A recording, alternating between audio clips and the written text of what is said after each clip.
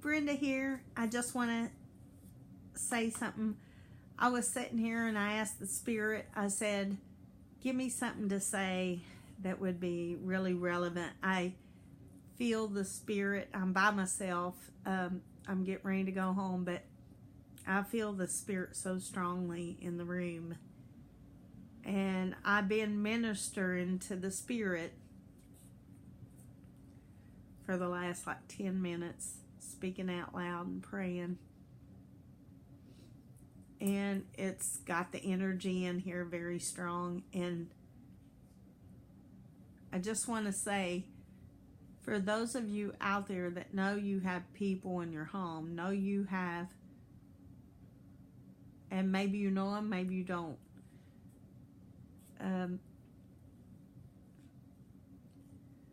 How you deliver somebody who you know, and that's multi-layered. I could talk about this later, but people you know who are stuck.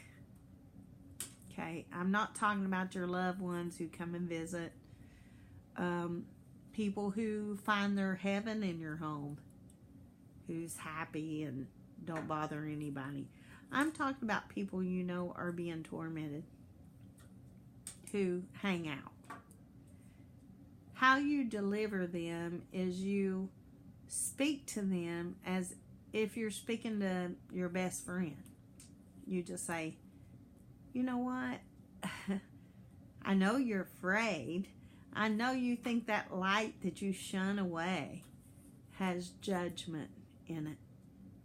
Who knows how they was raised, that maybe before they died they thought, oh my God, what if everything I learned when I went with my mama to church and heard about heaven and hell was real, and I did this or that and it was unexpected, and they die.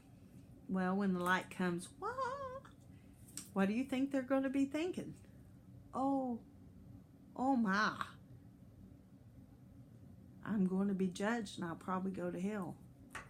So if they can run and hide behind your AC unit, have they escaped hell?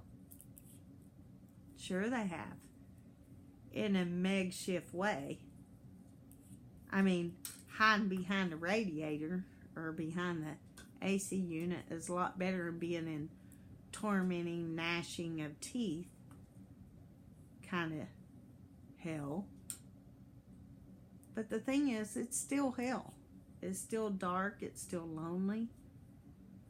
Who knows? They haven't been there for 100 years. Now they don't even remember being human anymore. That they start forming into spider-looking things and maybe getting angry and bitter and like getting all up in the people's business in the house and trying to control things. Well, if that's the only way they feel alive, makes sense, right?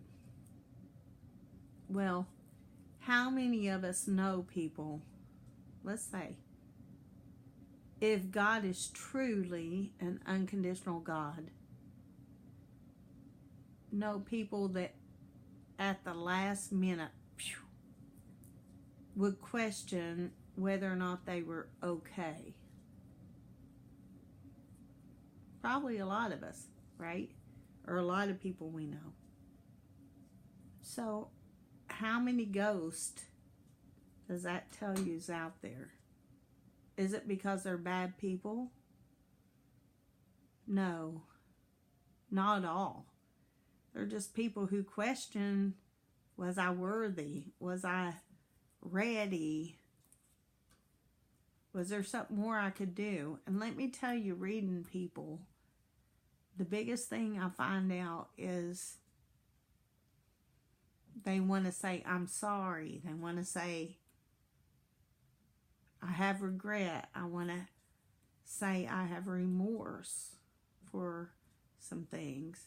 And I didn't get an opportunity to say so. Once they do, then they're okay about moving forward. So, if you have people in your life, I know people's come here and I'm like, be open-minded, because it could be that aunt who did everybody in your family wrong. You could care less about her because she died 10 years ago and you ain't even thinking of her, but she hurt your mom and hurt your mom's whole family, and everybody kind of shunned her before she died. Well, let's say she got in the spirit and she went, oh my God, what'd I do? Let's say she's that one who's hiding behind the radiator going, oh my God, I knew in my heart and my soul that was not right, but I never said I'm sorry. Well, they might be the very first one that shows up, because what opportunity do they have but to show up in your medium reading? Because if I bring up your mom who's passed away, you'd never hear me back up and talk about the aunt you could care two craps about. Right? So unconditional love will always step aside and let those who need to say I'm sorry, that have regret or remorse or shame, step up first.